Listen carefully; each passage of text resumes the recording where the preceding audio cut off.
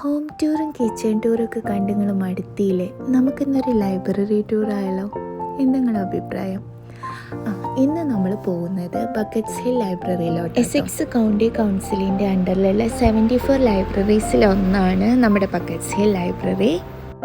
UK second largest library authority ആട്ടോ Essex കൗൺസിലുള്ളത്.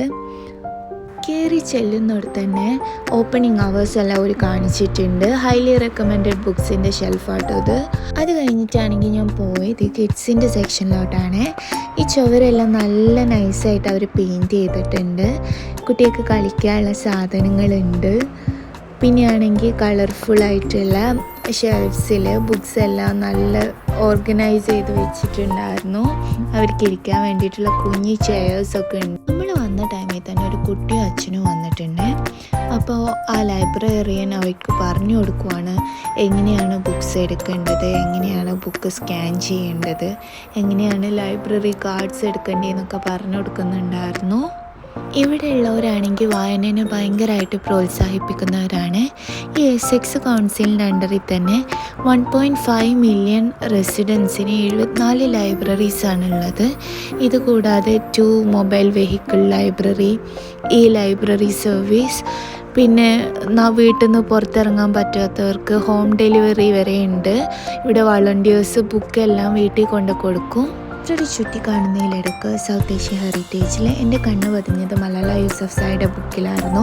എല്ലാവർക്കും അറിയാം, അവരൊരു പാകിസ്ഥാനി എഡ്യൂക്കേഷണൽ ആക്ടിവിസ്റ്റാണ്. ഗേൾസിൻ്റെ എഡ്യൂക്കേഷന് വേണ്ടി പൊരുതി 2014 നോബൽ പ്രൈസൊക്കെ കരസ്ഥമാക്കിയിട്ടുള്ളൊരു പെൺകുട്ടിയാണത്. ലൈബ്രറിയിൽ നിന്ന് നമ്മൾ ബുക്കെല്ലാം സെലക്ട് ചെയ്തിട്ട് ഇവിടെ കൊണ്ട് സ്കാൻ ചെയ്ത് ലൈബ്രറി കാർഡ് ടാപ്പ് ചെയ്താലേ നമുക്ക് യൂസ് ചെയ്യാൻ പറ്റുള്ളൂ കേട്ടോ. ഇതാണ് ആ മെഷീന്. അവിടെ നമ്മൾ ബുക്കിൻ്റെ ചിഹ്നമുള്ളിടത്ത് ബുക്ക് പ്ലേസ് ചെയ്യണം. അവിടെ നമ്മുടെ കാർഡ് സ്കാൻ ചെയ്യണം. അങ്ങനെയൊക്കെയാണ് കാര്യങ്ങൾ. ലൈബ്രറി വന്നിട്ട് നമുക്ക് പഠിക്കാൻ പറ്റും, കമ്പ്യൂട്ടറെല്ലാം യൂസ് ചെയ്യാം.